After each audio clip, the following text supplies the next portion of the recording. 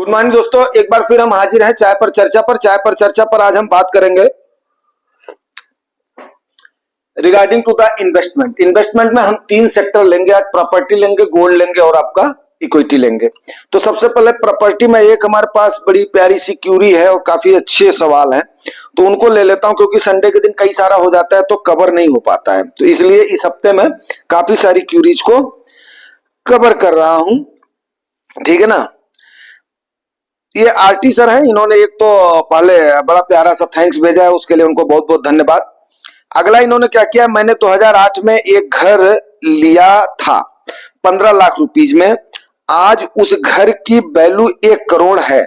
मैंने ये घर को बेचकर दूसरा घर ले रहा हूं, मैं ये घर बेचकर दूसरा घर ले रहा हूं जिसकी वैल्यू 30 लाख है। ओके, इस तरह से मुझे 70 लाख का फंड इन्वेस्टमेंट के लिए हो जाएगा, क्योंकि 1 करोड़ की घर की वैल्यू अब ज्यादा नहीं बढ़ने वाली है, लेकिन 30 लाख के घर की वैल्यू आने वाले 10 साल में ज्यादा बढ़ जाएगी।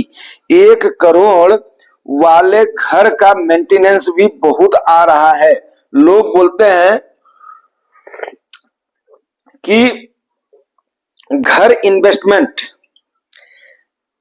नहीं हो सकता, लेकिन मैं घर से भी पैसा बनाए हैं, लेकिन मैंने घर से भी पैसा बनाया है, क्या मेरी सोच सही है?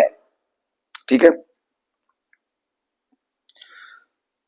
तो आरटी सर इस मामले में अभी आपको क्या समझाया जाए, आप उस प्रॉपर्टी के बारे में अच्छे से जानते हैं, ठीक है ना, आप अच्छा बुरा हर तरीके से जानते हैं। रही बात कि मैंने पहले भी बताया हुआ है कि जमीन का दाम कभी भी कम नहीं होने वाला। रही बात कि जगह के ऊपर डिपेंड करता है वो आपको कितनी वैल्यू प्रोवाइड कर रहा है, और प्रॉपर्टी लोग ले करके प्रॉपर्टी में निवेश करके उसके बाद में सेल भी करते हैं, इसमें भी कोई दो राय नहीं है।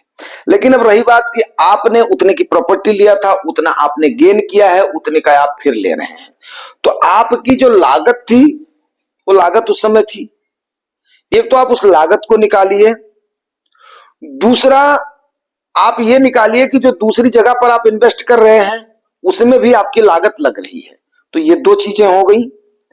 अब उसके बाद में जो आपकी लागत थी उसकी वैल्यू इसने इतनी दी है, तो जितनी आपने अगर दूसरी असेट में लगाया होता तो उसकी कितनी होती। फिर भी आपके पास एक कार्पस 70 लाख का आ रहा है, अच्छा खासा कार्पस है, अगर आप उसको सही तरीके से इन्वेस्ट कर देते हैं तो आपको मंथली एक्सपेंडिचर की कोई टेंशन नहीं रहेगी। और उसको 70 को मेरी सलाह यही रहेगी, देखो आपने जो निर्णय ले लिया है प्रॉपर्टी जो ओन्स, अगर आप दूसरी जगह पर रहने में कंफर्टेबल हैं, उसका मेंटेनेंस कास्ट लो पड़ रहा है, आपके बच्चों के लिए स्कूलिंग है, हॉस्पिटल वगैरह है, कनेक्टिविटी है, तो there is no chance. Non developed area में ही डेवलपमेंट की ज्यादा गुंजाइश होती है, बल्कि डेवलप्ड एरिया के बजाय। ठीक है ना। तो उम्मीद करता हूं और प्लस ये हमारी शुभकामना भी है कि आपका नया घर और नई प्रॉपर्टी आपके लिए अच्छा हो, इसको आप सही तरीके से इन्वेस्ट करें। लेकिन इसमें मेरी सलाह अगर आपने मांगी है तो मेरी सलाह आपको यही है कि इसको आप 1 CR तक जाने दें। ठीक है ना। एक बार जब वहां तक पहुंच जाते हैं ना, आज के समय में जैसे 2024 या 25 में 26-27 तक भी मान लो, तो उससे आपका अच्छा खासा इतना गेन होना शुरू हो जाएगा। लेकिन वही एज के अकॉर्डिंग आप इन्वेस्ट करिएगा इक्विटी प्लस सेफ इंस्ट्रूमेंट में, क्योंकि एज का मायने बहुत ज्यादा रखता है। आदमी फिर एज के मुताबिक प्रेशर ले नहीं पाता, इक्विटी का बोलते हैं लेकिन वो प्रेशर आदमी ले नहीं पाता है, इस बात को समझिएगा। इसीलिए आपको एज के मुताबिक की मैं बार बार सलाह देता हूं। ठीक है ना। उम्मीद करता हूं आरटी सर यह बात आपको समझ में आ गई होगी, और अगर थोड़ा भी जो है संदेह है, डाउट है, कोई भी चाहिए तो जरूर बताइएगा, आपकी मदद करी जाएगी। जुगानी टॉक्स ऐसा मंच है कि जो कि हर किसी को लेकर के चलने वाला, हर तबके को लेकर के चलने वाला है। ठीक है ना। और रही बात कि मैंने भी प्रॉपर्टी में 2-3 जगह निवेश किया था, एक आध जगह का अनुभव सही रहा है, एक आध जगह का अनुभव कटु रहा है। ठीक है ना, कोई इसमें दो राय नहीं है। कटु मीन्स नुकसान तो नहीं हुआ है, बट उस लेवल का गेन भी नहीं हुआ है। और खास करके चलो ठीक है, प्रॉपर्टी पर किसी दिन और होगा, डिस्कस होगा। अभी ये हमने आरटी सर की जो है क्यूरी को कवर किया है, एंड आगे अब ले रहे हैं गोल्ड। कल आपने देखा है मार्केट का जो है ना ड्रैगली फॉल हुआ है, और चाय पर चर्चा में जैसा कि आप लोग जानते हैं कि हम थोड़ा सा फ्रीली टॉक करते हैं, तो ड्रैगली फॉल हुआ है। अब उस ड्रैगली फॉल के कई सारे मतलब हैं, मैंने भी शाम को अपना व्यू दिया है, रात वाले वीडियो है, ठीक है। तो अब देखते हैं आगे क्या होता है। नई सरकार का गठन होने वाला है। अब करंट सरकार रहती है तो ये सारी पॉलिसी चलेंगी, उसके बाद में उस समय देखा जाएगा। टैक्सेशन के लिए ये भी सरकार ज्यादा उत्साहित है। अगर कोई और नई सरकार का गठन होता है तो वो देखा जाएगा, लेकिन अभी मोस्ट प्रोबेबली पॉलिटिक्स है, पॉलिटिकल ये डिबेट है नहीं, ये आप लोग जाने। हमारा एजुकेशनल एंड फाइनेंशियल डिबेट है, मोटिवेशनल डिबेट है, हम उस पर बात करेंगे। तो दो असेट की हम बात करते हैं तो एक तो सबसे पहले गोल्ड ले लेते हैं। यार गोल्ड का मैं आपको एक बात बताऊं कि ये 42 से लेकर के 34-35 तक एक बार, जब ये पहली बार 29 से लेकर के ना 42-43 गया था, तो ये 34-35 तक एक बार आया था, ठीक है। उसके बाद में जब 55 पर गया है, शूट अप हुआ है, तो 55 से ये फिर 42-43 तक आया है, 44-45 पर स्टेबल रहा है काफी दिन तक, ठीक है।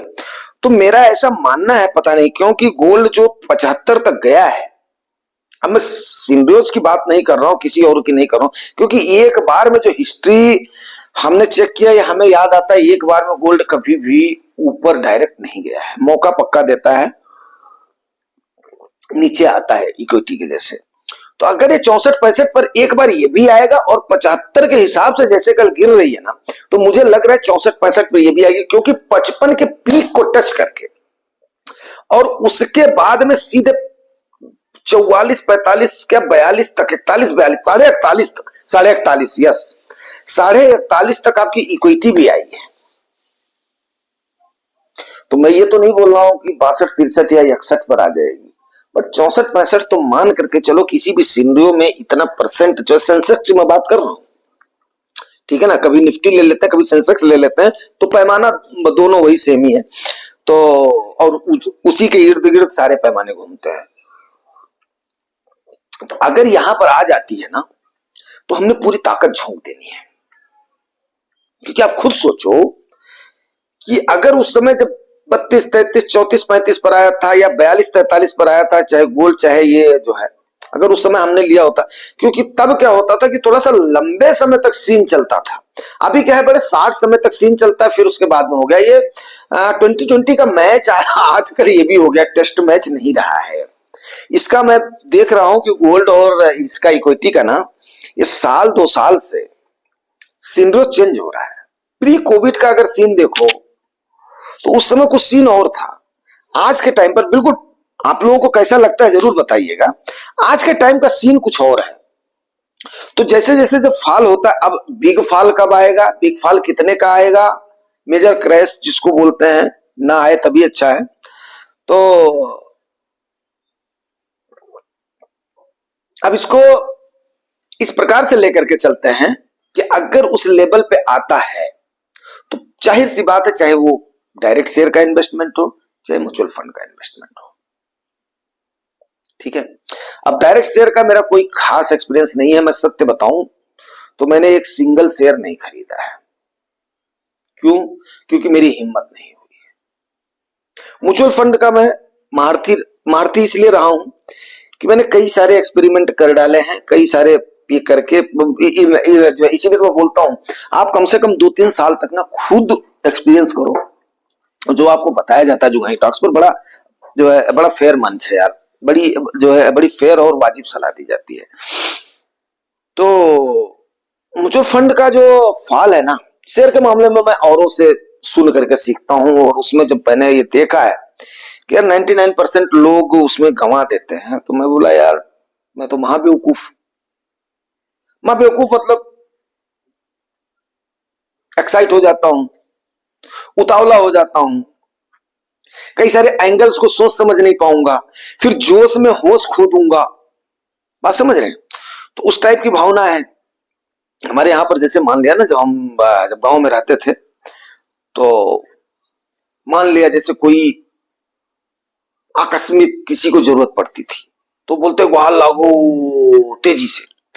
तो मतलब हमारा घर, हम तीनों भाई ऐसे थे कि वहां पर बिना सोचे समझे हमारा होगा क्या, हमारा हाथ टूटेगा कि पैर टूटेगा कि जलेंगे या करेंगे।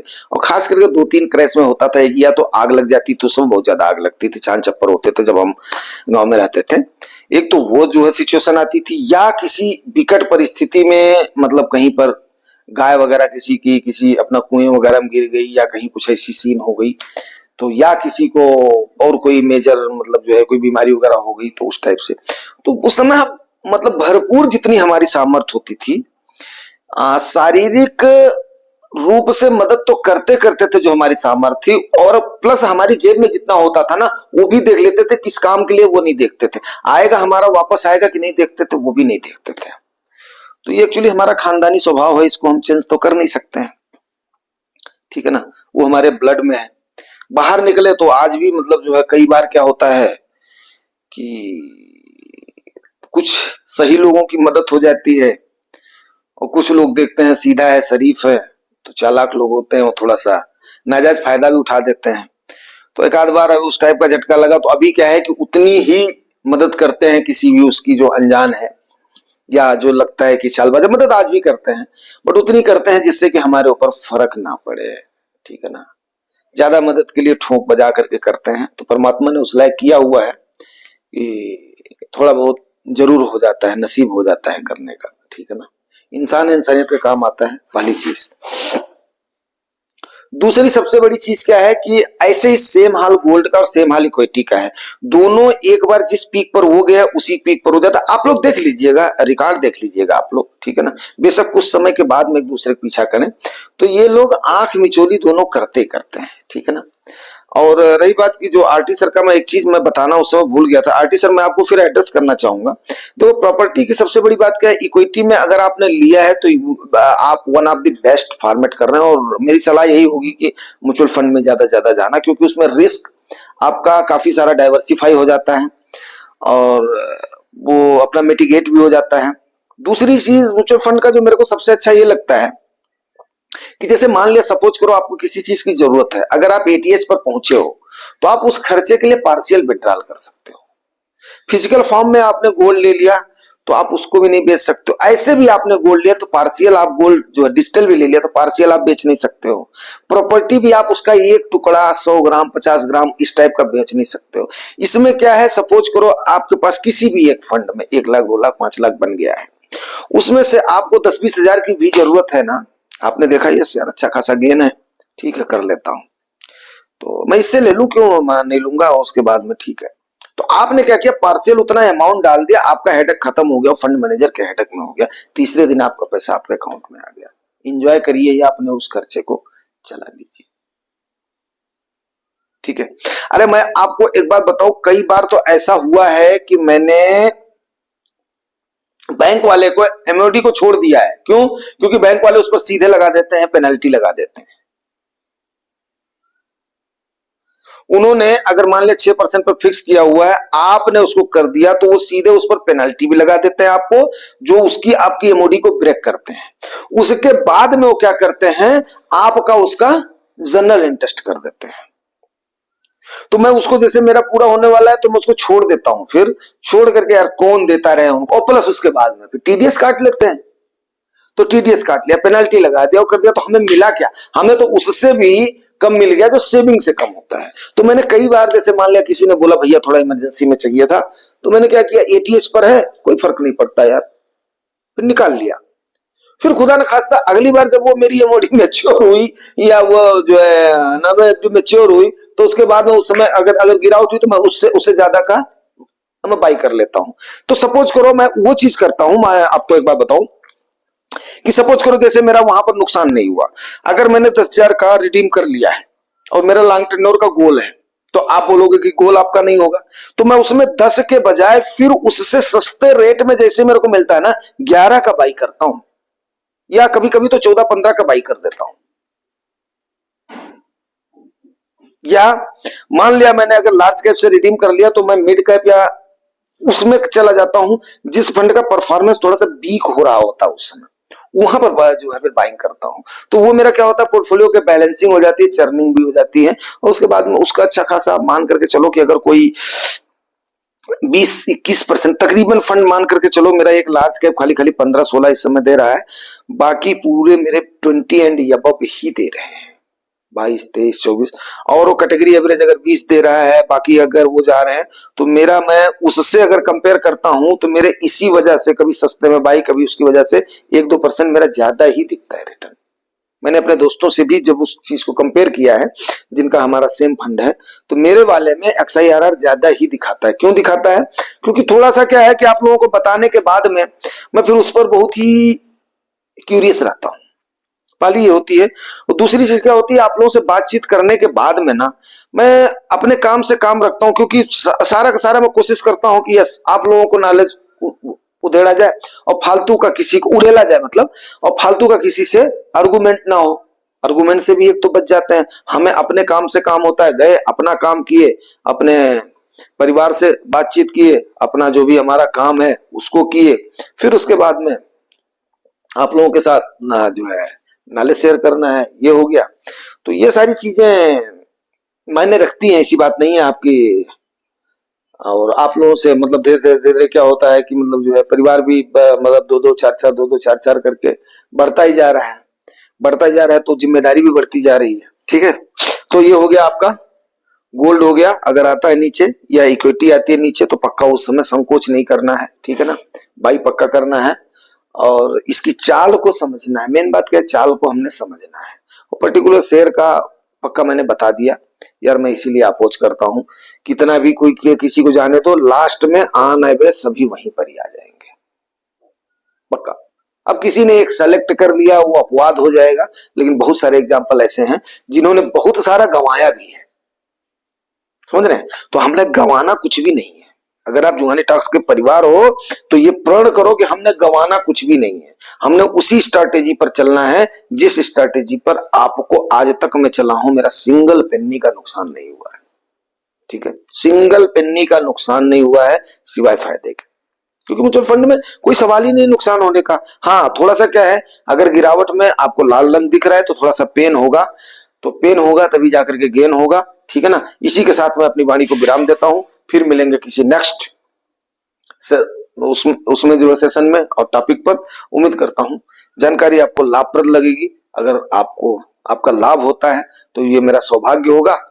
और बस इसके साथ ही यार थोड़ा सा हो सके तो रिवार्ड जरूर करो, परिवार को बढ़ाने के लिए सब्सक्राइब करो जो पाली टाइम के व्यूअर हैं, बाकी लाइक और शेयर कर दोगे। शेयर से क्या होती है, थोड़ा सा एनर्जी का संचार होता है लाइक से, ठीक है, और बाकी शेयर से थोड़ा सा फैलता है, बस यही है।